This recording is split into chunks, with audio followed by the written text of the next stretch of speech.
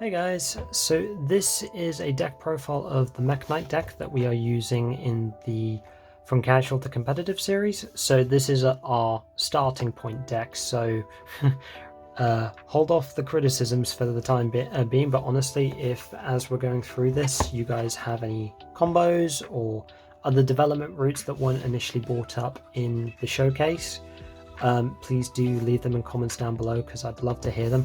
I absolutely love how this archetype kind of functions.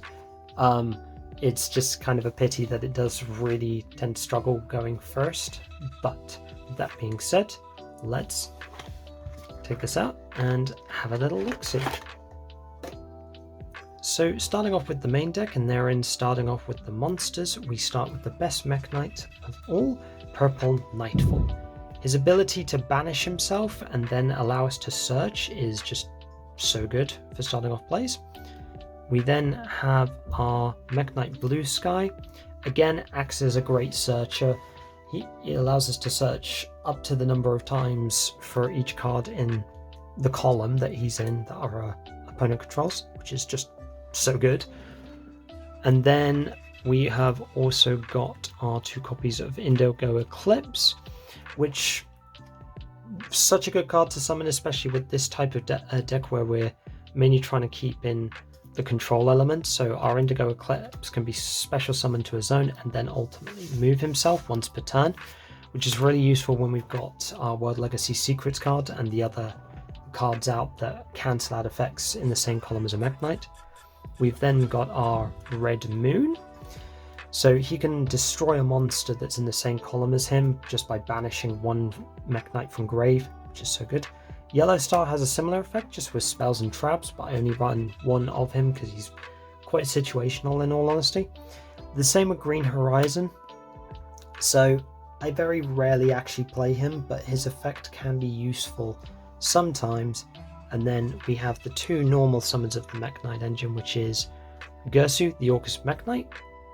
This card is so good if I can get it on my first turn hand, just because of the ability to summon out the tokens, which I can then just go into Morningstar with, which is just so good. And then we have our Mekk-Knight Avram, which is the other normal summon of the Mekk-Knight engine. So he's not fantastic, but he's usable in the circumstances. And ultimately he is a Mekk-Knight name, so we can use him for the effect of scars and for other things if we need him to. So that's it for the Mekk-Knight engine part. So we're next up actually going to move on to the other normal summons I've put in the deck to try to compensate for the Mekk-Knight's, shall we say, lack of going first ability. So the normal summons are Hyperia. You normal summon this, get a draw. Nice and simple. So good though. And then we run 2 World Legacy World Key. So the principal reason why I'm running this is because 1, it is a level 1 that can just go into Link Haribo, easy link off. But 2, by having it engrave, it also allows us to go into Lib in the extra deck, which I will show you guys in a bit. So that's it on the sort of normal summon side, obviously aside from Avram and Gersu. And we're now going to take a look at what other cards I've got, which is in the form of the Kaijus. So I mainly have these in the deck to allow me to maintain column control, or to basically set up a column in turn 2 if I need it, because I can just tribute off my opponent's monster, put this where I choose, and oh look, I have a column, which I can now conveniently special summon Mekk-Knights to, which is so good. And finally, we have got the Orcus package, which, as you could see from the development routes, I was potentially considering getting rid of. So we've got our World Legacy World Wand, which we can just send to grave off of Gersu's effect. We've got our Orcus Nightmare, our 2 Symbol Skeletons, and our 2 Brass Bombards. Sadly, Harp is still banned, but hey, maybe if it comes back to 1, I might revisit this engine. But it's fairly standard in what it does. It's just useful for getting monsters out and going then into Galatea or Longersu. but I'm not going to talk too much further about that.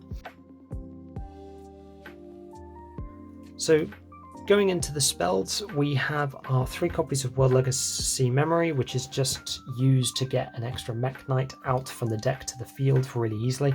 Tend to go for Purple Nightfall because then I can just banish him to search and not trigger off World Legacy Memory's other effect, which will basically send it to the grave or return it to the hand during the end phase. We've then got World Legacy Key, which we use as part of the control element. So whenever this card is played, if there are spell or trap cards in the same column as a Mekk-Knight, their effect is negated. I think it's actually just trap cards. Sorry, I've got another one for spell cards. But that is so good, particularly when I'm going up against trap decks. The problem is just trying to get it out quickly as possible. It's sometimes just a bit slow. So then we've got the field spell, which is our World Legacy Scars. It gives each Mekk-Knight a 300 point boost, but also allows us to discard a Mekk-Knight monster to add a card from deck to hand, just by drawing, not by searching. And then we've got our World Legacy Succession, which is just essentially a monster reborn to a zone of link monster points to. We've got Column Switch, which essentially does the same thing as our Indigo Eclipse, just allows us to maintain that control. Mystical Space Typhoon and Galaxy Cyclone for spell destruction. Oh, spell trap destruction, I should say. I'd honestly rather play 2 Galaxy Cyclone, but 1 was all I had when I was initially building this. And then our Orchestrated Babble for the Orchest engine. So moving on to the traps, we have got our 2 copies of World Legacy Secret. So we've been through this in the showcase, but it does allow us to stop monster effects for any monster that is in the same column as a Mekk-Knight. Similar story with World Legacy Whispers. This just works on spell effects. And then we have our Orcus Crescendo, which is our 1 Orcus Negate. And that's really it for the traps. I did try an experiment with putting more traps in when I initially built this, but I just found it very clunky, which in a deck that is already kind of clunky is not good. But that's it for the traps, and that's it for the main deck. So we are now going to move on to the extra deck. We'll start off with the Mekk-Knight portion. So we run 3 copies of Mekk-Knight of Morningstar. Such a good searcher for our spells and traps like World Legacy Secret, Whispers, Scars. It is just so good. Then going to Spectrum Supreme.